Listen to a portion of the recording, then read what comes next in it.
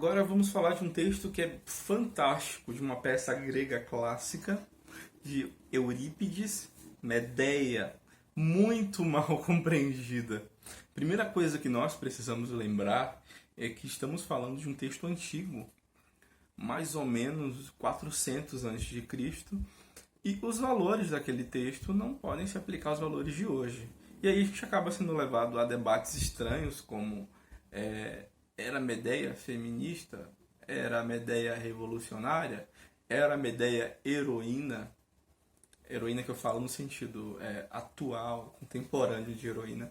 Essas coisas não fazem sentido, porque a gente está falando de uma peça que era apresentada ao público em uma praça, uma tragédia, para ser mais específico. E uma tragédia tem um formato, como lá descrito por Aristóteles, ela tem todo um formato diferente do que a gente entende por teatro hoje. Nosso teatro hoje está muito mais ligado a entretenimento. Ali ele estava ligado a uma certa função pedagógica e dialogava, claro, com valores culturais daquela época, da população da Grécia Antiga. Que conta então Medeia? Conta a história, vou contar de maneira bem resumida e partir para o ponto que me parece o mais importante nesse texto, que é a questão do que é que Medeia está fazendo ali enquanto, como posso dizer, o quanto a ação de Medeia é uma agência individual. Do começo, Medeia teria fugido junto com o Jasão. Eu vou ignorar alguns detalhes, até para ficar rápido. Para saber mais, é interessante e importantíssimo ler o livro. Inclusive, tem 2 filmes, tem o do Pasolini e tem outro filme que é do Las von Trier. Eu nunca sei como se diz isso, porque eu não lembro de onde ele é. Las von Trier ou La von Trier. Eu vou deixar o link aqui de ambos os filmes. Então, eles fogem em direção a Corinto e lá eles estão abrigados. Jasão, Medeia e 2 crianças, filhos dos 2.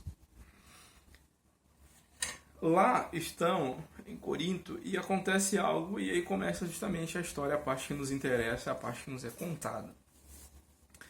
Jasão tem a ideia de ficar com a filha do rei de Corinto, com a filha do rei do local. O primeiro dado que a gente precisa ter bem claro é que um estrangeiro na Grécia Antiga ele não era bem visto. Ainda que falasse grego, ainda que estivesse ali, não tão longe, não veio de tão longe, havia ideia, inclusive, religiosa de que os deuses têm uma relação local com a terra daquela região. Então, quando a gente está falando de alguém saindo da sua região, indo para outra, esse alguém está desprotegido, está sem vínculo. E alguém sem comunidade não é ninguém, pode ser morto, ninguém vai reclamar pela sua morte. É alguém sem direitos. Sem direitos. Está, portanto, ali Jasão, Medeia e suas 2 crianças. Jasão tem a ideia de casar com a filha do rei, ou seja, com a princesa, e passar então a fazer parte da família real. Com essa ideia, diz ele estará protegendo a descendência, a vida, olha só que interessante, a vida dos seus filhos, porque se eles são meramente estrangeiros, podem ser mortos a qualquer momento, essa é a ideia, e ao casar, ele está garantindo que seus filhos sejam respeitados, vamos dizer assim. Isso é o que ele diz. Medeia não vê desse jeito, então, esse é o núcleo e a parte mais importante da história. Ele entende que está colaborando com a família, mas Medeia vê diferente. E ao saber da ideia do, até ali, marido, ela resolve consertar. Ela resolve colocar as coisas no eixo. Essa é a ideia, colocar as coisas no eixo. Por quê? Eu vou falar disso mais à frente. Mas, basicamente, ela resolve dar fim desse casamento de uma forma diferente. Ela resolve dar fim da noiva e resolve também dá fim das crianças. Isso, inclusive, que choca e revolta muita gente. Mas Medeia matou seus próprios filhos? Filicídio? Sim, mas... E tudo isso foi vingança? Mais ou menos. A verdade é que não é vingança. Porque a ideia de vingança, pensadas por nós, na nossa cultura aqui agora, é que alguém se sente ultrajado, ou seja, se sente humilhado, sente-se ofendido, pessoalmente ofendido, e resolve dar o troco. Não é isso que Medeia está fazendo. A gente tende a pensar isso, mas não é isso. Ela não está se vingando. Na verdade, ela está sendo instrumento dos deuses, sendo instrumento do universo para devolver, para fazer o Jazão colher o que ele está plantando. A cobiça do Jazão é grande. E a gente pensa lá no Aristóteles com a ideia de híbris, com essa ideia de excesso, de passar da conta, de ir além do que se pode ir, passar do limite. E ao se passar do limite, a vida, não uma pessoa, mas a vida, ela dá o troco. Não fica barato, não fica de graça certas ações. A vida, ela te dá a resposta. Então, Medeia, ela é instrumento para fazer isso. Ela não faz de pensamento próprio. Se o fizesse, estaria ela se excedendo. Então, a ideia de pessoalidade, de indivíduo, de singularidade, de fazer as coisas em vingança, em nome de si, em nome da própria honra, ela não funciona aqui. Ela não funciona aqui, mas vai funcionar assim a ideia de que, principalmente pensando na coisa de que se está passando uma lição, está ensinando de maneira pedagógica, está se passando uma lição para as pessoas que estão ali presentes assistindo a peça, de que certas coisas não se pode fazer. E que coisas são essas? Passar dos limites. A cobiça não pode ser maior do que o permitido. O olho não pode ser maior que a boca. Se for maior que a boca, você vai engasgar. E esse engasgar não é a vingança pessoal de alguém, é sim as leis da natureza. Você transgrediu, você vai pagar por isso. Ou seja, ao pular de um penhasco, a natureza não está se vingando de você, o lançando no chão e matando. Mas sim você transgrediu uma lei da natureza, que é pisar onde não tem chão, e pisar onde é o vazio e o chão está longe, e naturalmente, pelas leis da natureza, você vai levado ao chão. Essa barreira de mundo espiritual e mundo físico, ela é uma ideia também que não está presente na Grécia Antiga. Essas coisas eram juntas. A atuação das divindades, elas estão juntas. Ou seja, a lei do universo que traz o troco, assim como a lei que rege que você pule de um penhasco e caia e se arrebente lá embaixo, é do mesmo grupo, ela não se separa, não se distingue. Basicamente essa história. O que acontece em seguida? Ela tem alguns elementos nesse texto, na história de Medeia, que nos fazem aceitar melhor que ela é um instrumento divino e não ela está se vingando de maneira individual. O primeiro elemento é que ela é sobrinha de Circe. Circe é aquela personagem que aparece lá quando nós acompanhamos Ulisses na tradição latina, né, nome latino que recebeu, ou Odisseus, que é o seu nome grego, aquele sujeito herói que quer voltar para Ítaca, para casa, no caso. No caminho, a história é famosa, salvo engano, ela foi transformada em desenho também. Tem filme também. Ele tenta voltar para casa e no caminho ele e os seus companheiros no navio, eles são, voltando da Guerra de Troia, eles são justamente no caminho eles encontram uma ilha chamada Ilha de Circe. É nessa ilha que eles encontram uma mulher que é feiticeira e transforma justamente os amigos de Odisseu ou Ulisses em animais. Ou seja, a gente está falando de uma feiticeira, de uma mulher com grandes poderes mágicos. Essa mesma mulher é tia de Medeia, portanto, essa mulher possui poderes. Ela aprendeu coisas com a sua tia.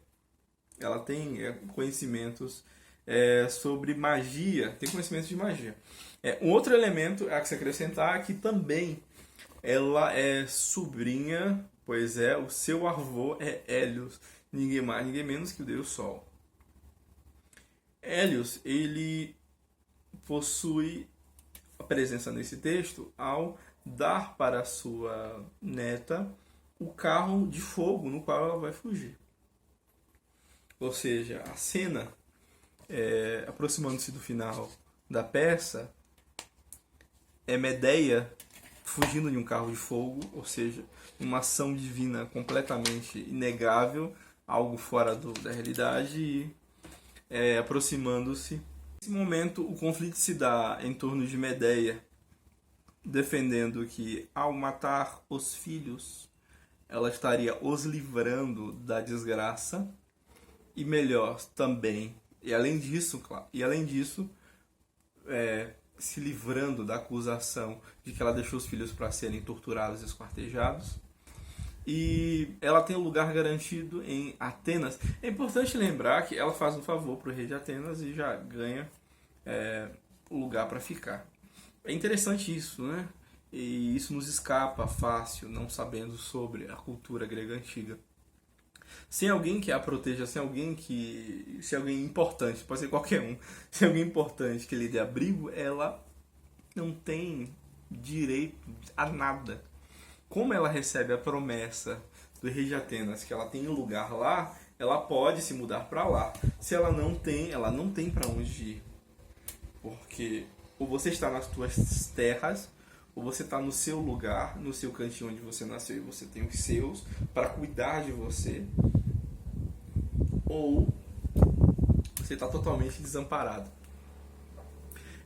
Ela diz, portanto, que ela conseguiu lugar para ela, mas não teria lugar para os filhos, portanto os filhos seriam destroçados. Ela teve então um ato que é julgado como infanticídio. Ela, na verdade, filicídio no caso, ela teve a misericórdia de dar fim à vida dos filhos.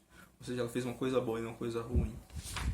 Ela é julgada pelo coro, inclusive, que aqui faz uma espécie de consciência coletiva, e fazendo justamente um contraponto, pedindo explicações e tal, dando abertura para que ela se explique, e tentando convencê-los a todo momento de que a ação dela não é egoísta individual, como foi a do seu marido, e sim uma ação ética. Olha só que interessante.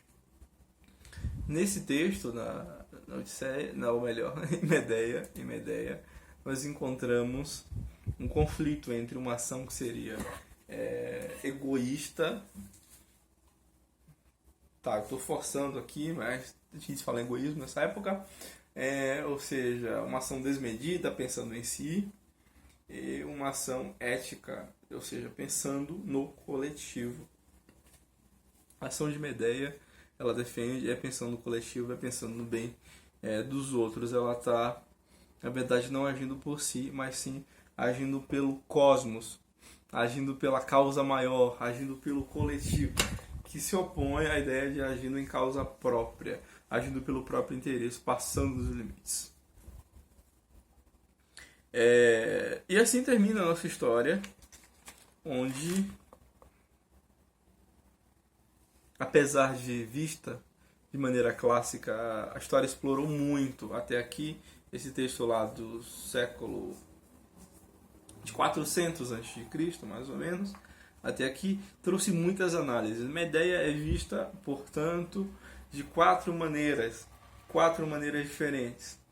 Ela é vista como uma mulher natural, portanto ela teria ciúmes, isso é um erro. Ela é um equívoco. Ela é vista como alguém que recorre a um Deus Ex Machina.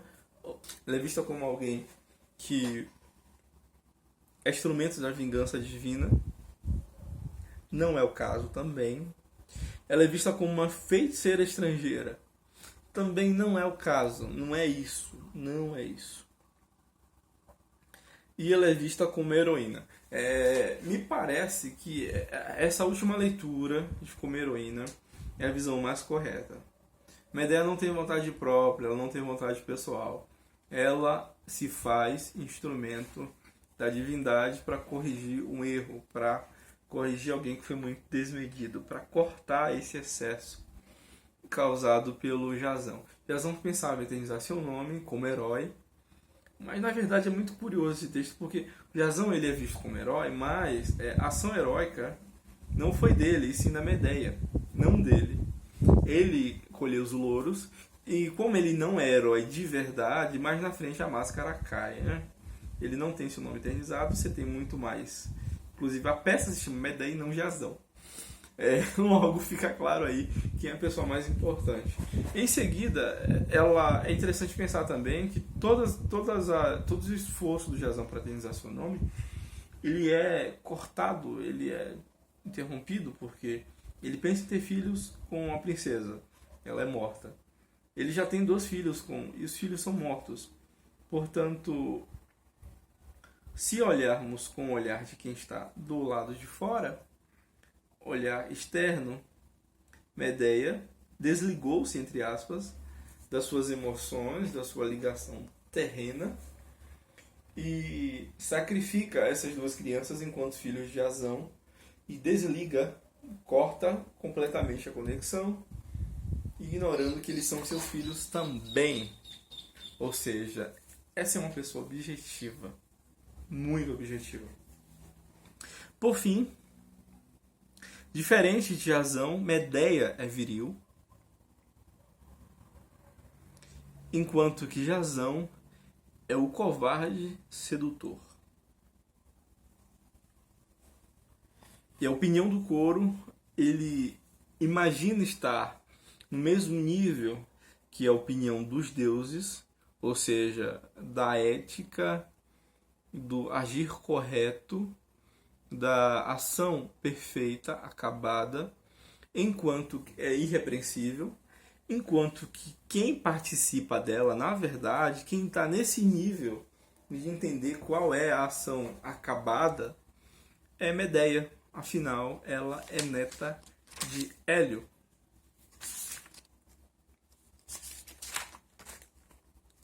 Enfim, esse é o nosso texto de hoje, Medeia, que apesar de ser um texto muito antigo, é um texto muito interessante e que nos leva a várias e várias reflexões. Várias reflexões. A primeira é nos fazer pensar acerca da nossa concepção que vem, inclusive imediata, nos fazer entender Medeia de um jeito diferente do que foi pensado quando foi escrito, que é julgar Medeia como uma pessoa de vingança pessoal e tudo mais, com uma história de paixão, ciúmes. Não é o caso. O interessante de lidar com outras culturas, principalmente com outras épocas, um texto muito antigo como esse é nos fazer pensar como a nossa sociedade funciona, como nós atribuímos valores às ações, como coisas que nós carregamos como valores últimos, eles são na verdade culturais. Como nossa cultura está centrada no eu, na ação individual, na ação atomizada, em diferenciar aquilo que temos como social e julgar como ação individual, como ação de um sujeito, de uma pessoa, como se houvesse sempre e quase que 100% de uma decisão pessoal de um indivíduo. Medeia, leiam, assistam e comentem aqui o que é que vocês acharam. Eu vou deixar os links aqui embaixo. Até a próxima.